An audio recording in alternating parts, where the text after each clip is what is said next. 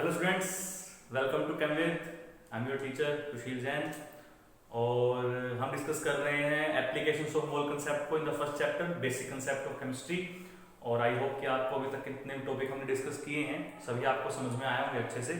और फिर भी अगर आपको किसी टॉपिक में डाउट है तो आप डाउट ले सकते हैं, या तो कमेंट सेक्शन में कमेंट कीजिएगा या फिर मेरा फेसबुक पेज है जिसका डिस्क्रिप्शन में लिंक मैं आपको दे रहा हूँ, उसको आप फॉलो कीजिए। वहाँ आप मुझे मैसेज कर सकते हैं और मैं पूरी कोशिश करूंगा कि आपके डाउट्स को मैं जल्दी से जल्दी कवर करके आपको वापस रिप्लाई करूं। ओके, तो चैनल को आप लाइक कर रहे हैं, आई थिंक शेयर भी कर रहे होंगे और सब्सक्राइब भी कर रहे होंगे। जो बच्चे जुड़ रहे हैं, जो आज ही बच्चे इस वीडियो में जुड़ रहे हैं, वो पहले वाली वीडियोस देखिए, उनके लिंक आपको इसके डिस्क्रिप्शन में मिलेंगे, या चैनल पे जाइए आप, उसमें प्लेलिस्ट में आपको कंप्लीट सभी वीडियोस आपको उसके मिलेंगे। उसके बाद आप इस टॉपिक पे आइएगा जो हम डिस्कस कर रहे हैं, इससे आपको सारा चैप्टर समझ में अच्छे से आ जाएगा।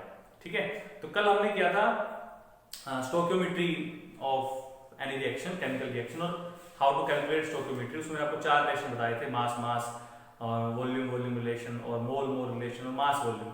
और मैंने आपको कुछ न्यूमेरिकल्स भी करवाए थे और मैंने कहा था कि अगर आपको वहां पे मास टर्म दी हुई तो आप वहां से वॉल्यूम टर्म को यूज कर सकते हो, और अगर मोल टर्म निकालनी तो मोल टर्म में कर सकते हो। वो सारे क्वेश्चन में सेम रहेगा, बस जहां मास से कैलकुलेट किया आपने तरीका, वही तरीका मोल के लिए लगा लीजिए। जहां आपने मोल के लिए कैलकुलेट किया वहां वॉल्यूम के लिए कैलकुलेट करके देख लीजिए, जहां वॉल्यूम के लिए किया है वहां आप मास और वॉल्यूम के लिए। अब बेटा यहाँ ऐसा है कि मैं आपके सारे तरह के न्यूमेरिकल्स को नहीं ले सकता हूँ क्योंकि न्यूमेरिकल्स बहुत बन जाएंगे फिर, तो इतने न्यूमेरिकल्स में नहीं ले सकता हूँ। हाँ, आप खुद न्यूमेरिकल ट्राई कीजिए और मेरे पास डाउट्स भेजिए कि सर ये न्यूमेरिकल हमसे नहीं हुआ, मैं उसका डाउट लेके आपको जरूर से जरूर दूंगा। ओके, वो हम कर सकते हैं। बट मैं सभी क्वेश्चंस को यहाँ लूँ और फिर उसको सोल्व करने बैठूँ तो उसमें बहुत टाइम लगेगा, उसमें इतना हम टाइम दे नहीं सकते हैं वीडियो के अंदर। तो कोशिश कीजिए आप खुद क्वेश्चंस कीजिए और जो समझ में आए वो मुझसे सोल्व करवाइएगा। एक एप्लीकेशन पे मैंने आपको क्लास टेक बिल्कुल छोटा टॉपिक बताया था, एक्चुअल यील्ड का, थ्योरेटिकल यील्ड का और परसेंट यील्ड का। बहुत छोटा सा टॉपिक है, 2 मिनट का टॉपिक है बस, कोई लंबा टॉपिक नहीं है वो। तो उसमें होता क्या है, उसमें 2 बातें होती हैं। देखिए उसमें 2 बातें कौन कौन सी होती हैं आपकी, एक तो आपकी होती है एक्चुअल यील्ड, ओके, और एक आपकी होती है थ्योरेटिकल यील्ड। अब होता क्या है, जब हम पेपर पे कोई केमिकल रिएक्शन लिखते हैं, उसको बैलेंस करते हैं, वहां से जो अमाउंट प्रोडक्ट का आ रहा है उस अमाउंट को हम बोलते हैं कि वो थ्योरेटिकल यील्ड है। जब मान लीजिए मैं कहता हूं कि भाई नाइट्रोजन और हाइड्रोजन की हम रिएक्शन करवा रहे हैं और यहां से 2NH3 बनता है। अब जो यहाँ के नंबर 1 लिखे होते हैं ये इसके मोल होते हैं, तो 1 मोल 3 मोल 2 मोल इस तरह से हो रहा है। यानी जब हम 1 मोल नाइट्रोजन लेंगे, 3 मोल हाइड्रोजन लेंगे तो 2 मोल अमोनिया बनता है। इसी को अगर मास की टर्म में लें तो भाई यहाँ 28 ग्राम हो गया, यहाँ कितना हो गया 6 ग्राम हो गया, यहाँ कितना हो जाएगा 14 और 33 17 और 17 और 2 34 हो जाएगा। तो ये इसकी थ्योरेटिकल यील्ड हो गई। जब हम इतना अमाउंट लेते हैं इतने अमाउंट से इतना बनता है, बट एक्चुअल में हो सकता है कि इतना यील्ड ना होता हो, रिएक्शन शायद कंप्लीट ना होती हो या रिएक्टेंट कंप्लीटली रिएक्ट ना करते हो, तो हो सकता है कि इससे कम बनेगा। एक्चुअल खास बात ये है कि जो एक्चुअल यील्ड होती है वो हमेशा थ्योरेटिकल यील्ड से कम होती है, ज्यादा नहीं कभी हो सकती है, कम ही होगी हमेशा। हो सकता है 33 ग्राम बनती हो सकता है 32 बनती हो या उसका 30 बनती हो, तो वो क्या होती है आपकी उसकी एक्चुअल यील्ड होती है। तो परसेंटेज यील्ड कैसे निकाल सकते हैं, कितने परसेंट बनी, बहुत आसान सा फॉर्मूला होता है। जो आपकी एक्चुअल यील्ड आई है कैलकुलेशन करने पे वो आप लीजिए और उसको डिवाइड कीजिए आप थ्योरेटिकल यील्ड से और उसको आप मल्टीप्लाई कर लीजिए 100 से, तो यहां से आपको क्या मिल जाएगा, यहां से आपको परसेंटेज यील्ड मिल जाएगी। इसके बेस पे मैं आपको बिल्कुल छोटा सा न्यूमेरिकल करवा देता हूं जिससे आपका डाउट्स थोड़ा सा दूर हो जाएगा और आपको डेफिनेशन जो है वो समझ में आ जाएगी। ओके, चलिए। तो स्टूडेंट्स ये है एक क्वेश्चन जो रिलेट करता है थ्योरेटिकल यील्ड, परसेंटेज यील्ड और एक्चुअल यील्ड से। तो उसको क्वेश्चन को देखते हैं किस तरह से करना है। आपसे कह रहे हैं कि आपको इथाइल अल्कोहल दिया गया है जो प्रिपेयर किया जाता है with the help of ethylene and water, और वो रिएक्शन भी आपको दी गई है कि ये रिएक्शन है। आपको सिर्फ ये बताना है कि परसेंटेज यील्ड कितनी होगी रिएक्शन में। अगर 4.6 ग्राम इथाइलिन हमें 4.7 ग्राम इथाइल अल्कोहल दे रहा है, ये आपको उसकी एक्चुअल यील्ड दी गई है, भाई इतना बनता है इंडस्ट्री, हमें परसेंटेज निकालने में कितना परसेंट है ये आपका। ठीक है, तो हम दोबारा से एक बार रिएक्शन को देखेंगे। ये स्टोइकियोमेट्री वाला क्वेश्चन इसी होता है आपका। देखिए C2 H4 दिया गया है विद लिक्विड वाटर एंड आपको गिवन है CH3CH2OH लिक्विड। ओके, तो कल आपको सिखाया था मैंने, क्योंकि मास दिया हुआ तो मास की टर्म में लिख सकते हैं या मोल की टर्म में भी लिख सकते हैं। जैसे यहाँ अगर हम बैलेंस कर रहे हैं तो ये बैलेंस रिएक्शन है आपकी, तो यहाँ देखिए यहाँ क्या आपका, यहाँ आपका 1 मोल है, यहाँ भी 1 मोल है, तो 1 मोल से आपका 1 मोल ही बन रहा है। ठीक है, अब मास की टर्म में अगर देखें तो 12 और 2 12 तो नहीं 24 और 4 कितना हो गया 28, तो 28 ग्राम C2H4 जो होगा 1 मोल का मास कितना होगा 28 ग्राम, तो उससे कितना बनेगा, इसको डबल कीजिए, 12 और 5 17 और 1 18 18 और 16 कितना होता है 34, तो 34 ग्राम बन रहा है आपका। ठीक है, तो यानी कि हम यहां से वही सेम स्टेप करेंगे कि भाई 28 ग्राम इथाइलिन से हमारे पास बनता है 34 ग्राम अल्कोहल, तो हमारे पास कितना है 4.6 ग्राम, तो 4.6 ग्राम से कितना बनना चाहिए 34/28 इंटू में 4.6 ये बनना चाहिए। और जब इसको हम कैलकुलेट करते हैं तो हमारे पास जो क्वांटिटी आती है वो आती है हमारे पास 7.5 ग्राम के आसपास। ओके, यानी बनना कितना चाहिए था इतना, बन कितना रहा है सिर्फ 4.7 ग्राम, बनना कितना चाहिए 7.5 ग्राम, बन कितना रहा है 4.7 ग्राम।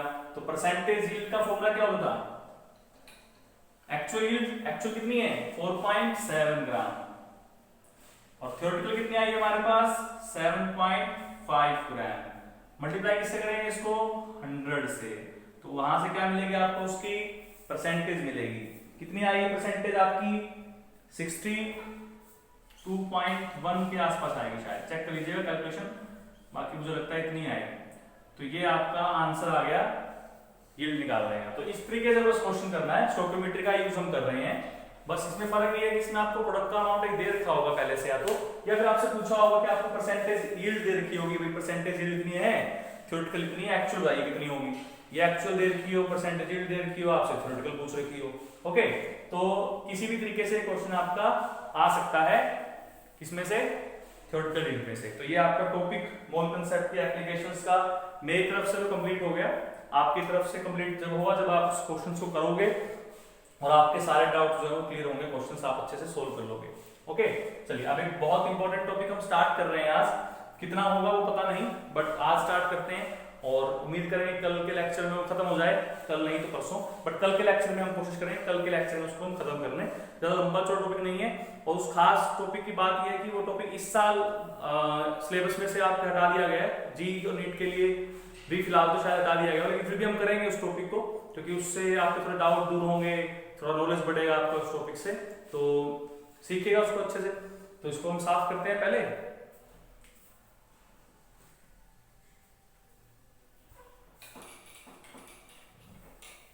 अब जो आपके टॉपिक जाएंगे चेक करके, वो आपके टॉपिक्स छोटे छोटे टॉपिक जाएंगे, ज्यादा इंपॉर्टेंट टॉपिक भी नहीं है, मेन जो टॉपिक आपके हैं सारे वो लगभग हो गए हैं। अब जो टॉपिक आपके वो नॉलेज के लिए टॉपिक हैं आपके, उनको भी देखिएगा, उनमें ज्यादा टाइम लगता है आपका।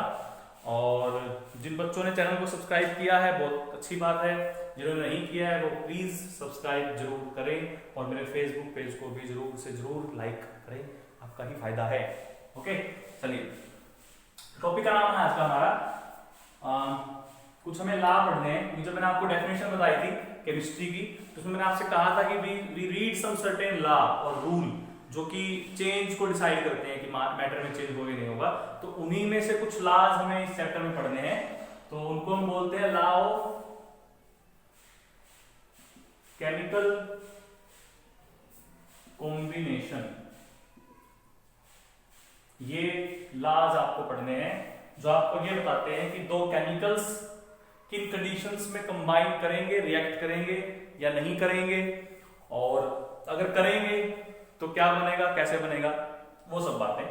तो वही हमें लॉ पढ़ने हैं। टोटल आपके 5 या 6 लॉ होते हैं, कुछ बुक्स में एक लॉ को इसमें इंक्लूड किया जाता है, कुछ बुक्स में उस लॉ को अलग से पढ़ाया जाता है, मतलब कुछ टीचर्स ऐसे हैं जो सेम मानते हैं, चलो इसी में पढ़ा देते हैं बच्चों को, और कुछ टीचर ऐसे हैं उसको अलग से बताते हैं, भी इसके अंदर नहीं जाते हैं, मैं इसी में बता दूंगा आपको लास्ट आपके साथ, वो इंपॉर्टेंट ला है आपका।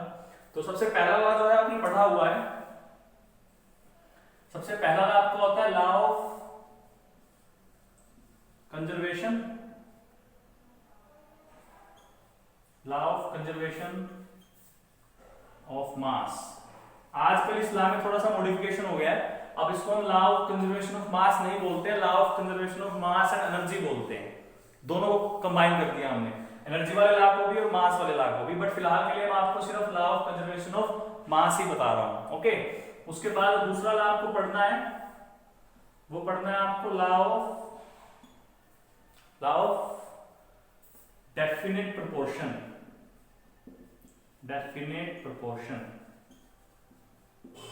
या इसको आप लॉ ऑफ कांस्टेंट कंपोजिशन भी बोल सकते हो, दोनों ही सही है। लॉ ऑफ डेफिनेट प्रोपोर्शन भी बोल सकते हो और लॉ ऑफ कांस्टेंट कंपोजिशन भी बोल सकते हो। Clear?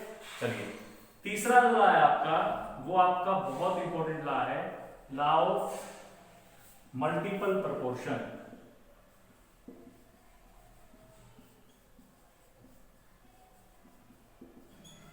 Law of multiple proportion. Fourth law जो होता है आपका, that is called law of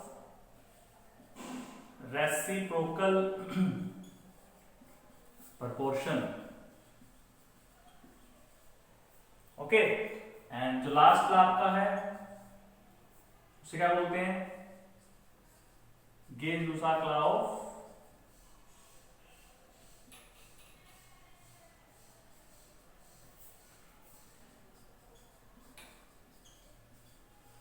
volumes. Okay, तो ये 5 लॉ आपके हैं पहले तो, जो हमें पढ़ने होते हैं। इसके अलावा जो 6 लॉ आपको पढ़ना होता है, जो बहुत इंपॉर्टेंट है, उसको इस लॉ में इंक्लूड कम ही किया जाता है, बट फिर भी मैं इंक्लूड कर रहा हूं, दैट इज अवोगाड्रोस लॉ। बहुत इंपॉर्टेंट लॉ है भाई, अवोगाड्रोस लॉ।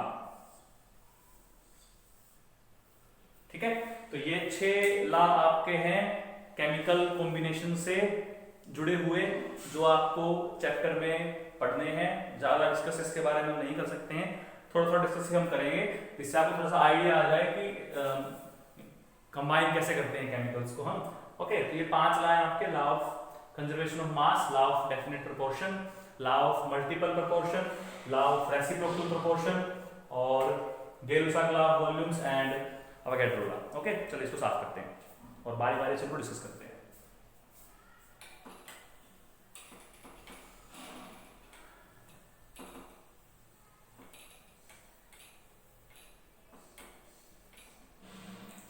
तो सबसे पहला लॉ है आपका लॉ ऑफ कंजर्वेशन ऑफ मास। बहुत आसान सा लॉ है, सबको पता है, 9th 10th क्लास में आपने सुना हुआ है और आता भी है आपको।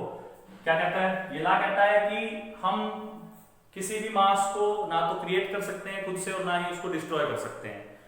पढ़ा ना आपने, mass can neither be created nor be destroyed. Mass को ना तो बनाया जा सकता है ना ही डिस्ट्रॉय किया जा सकता है। ओके, ये लॉ हमने पढ़ा हुआ है पहले के टर्म में भी, और इसी को हम दूसरी भाषा में भी बोल सकते हैं। अगर हम केमिस्ट्री की बात कर रहे हैं तो उसमें हम क्या कहेंगे, उसमें हम कहेंगे कि अगर किसी रिएक्शन के अंदर जितना टोटल मास रिएक्टेंट का होगा उतना ही टोटल मास प्रोडक्ट का भी बनना चाहिए।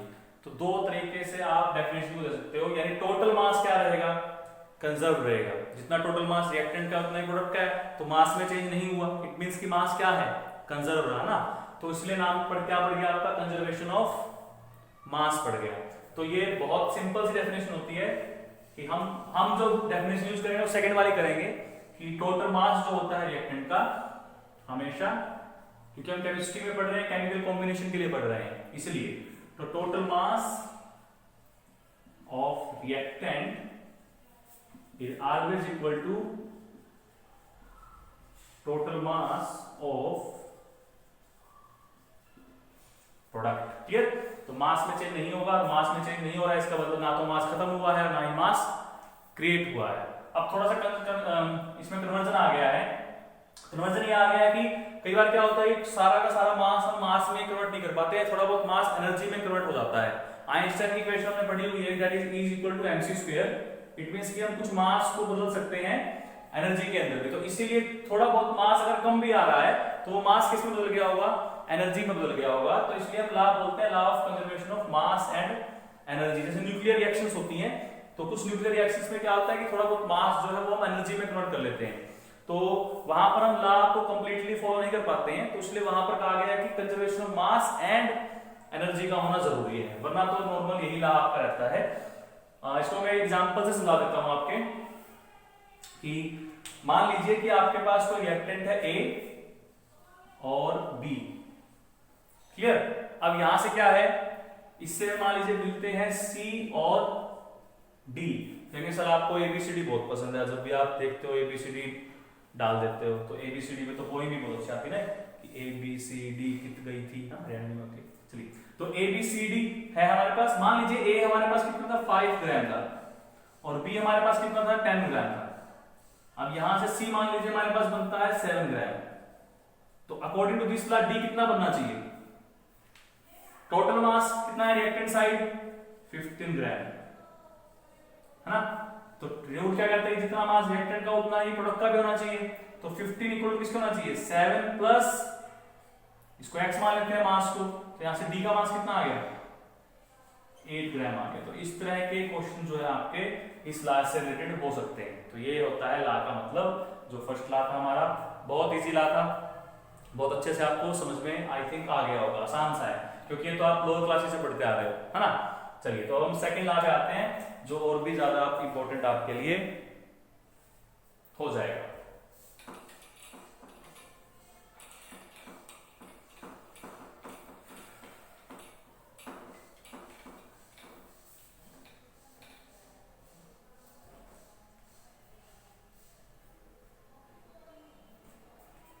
तो अब सेकंड लॉ आपका क्या था, सेकंड लॉ था आपका लॉ ऑफ, अब मैं दूसरा नाम उसका यूज कर रहा हूं कांस्टेंट कंपोजिशन।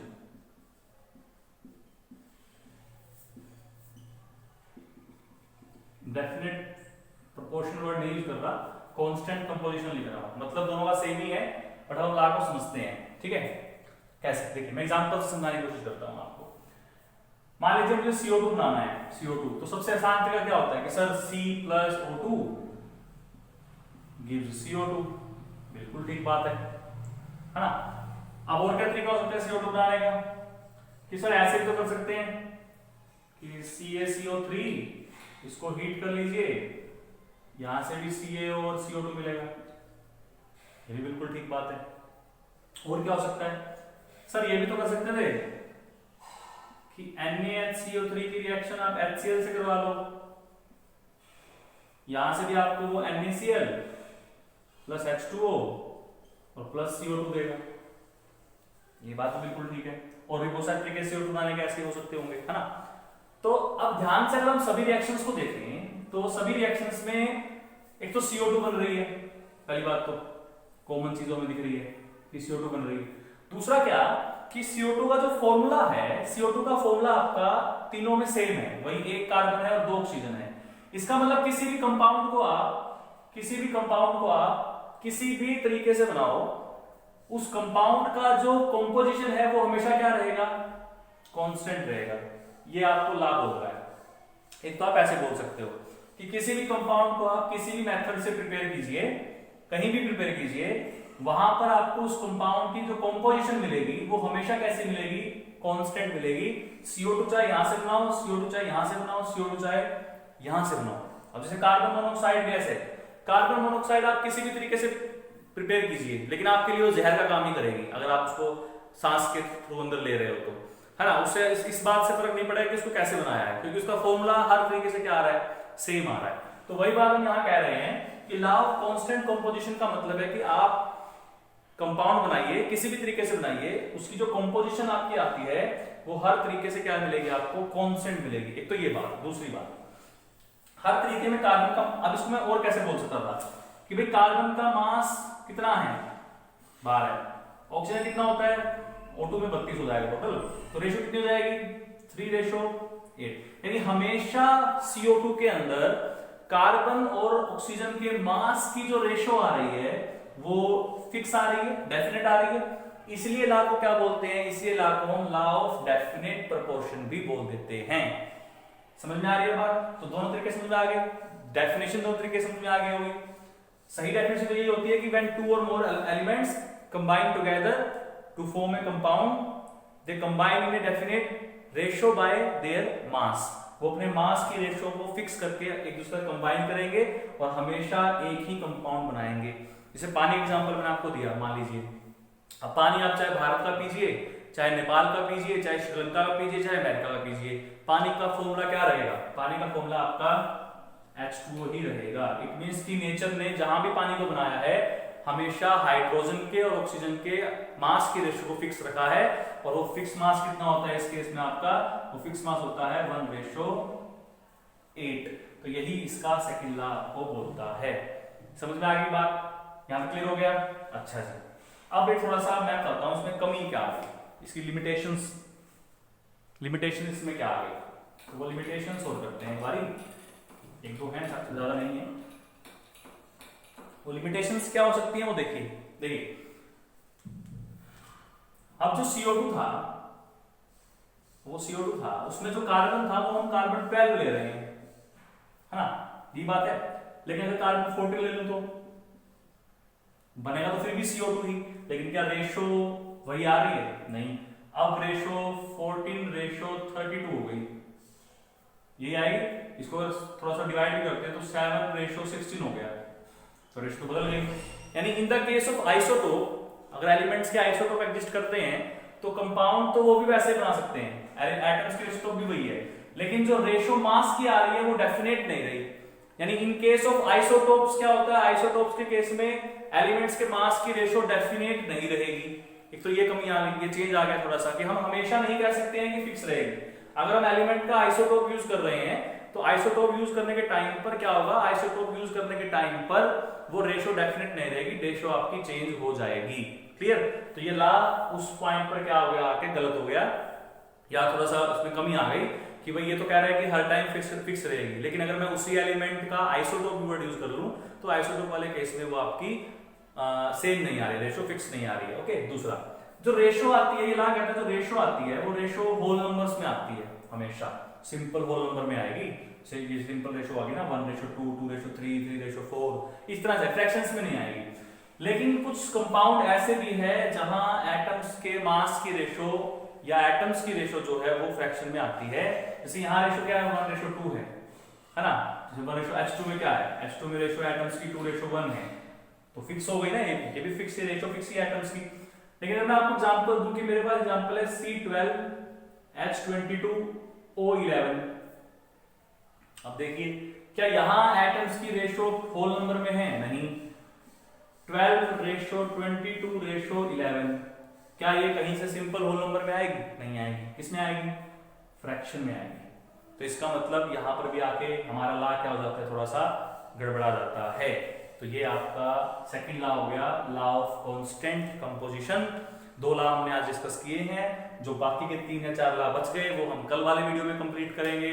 और उसको देखिएगा जरूर, ये मत सोचिएगा कि ये तो चलो आते नहीं है या हमें इतनी जरूरत नहीं है इसकी। नहीं भाई, कोई भी टॉपिक को आपको छोड़ना नहीं चाहिए। अगर आपको टीचर पढ़ा रहा है तो आपको उसको इंटरेस्ट के साथ पढ़ना चाहिए, शायद उसमें कुछ ना कुछ आपके लिए अच्छा छुपा होगा।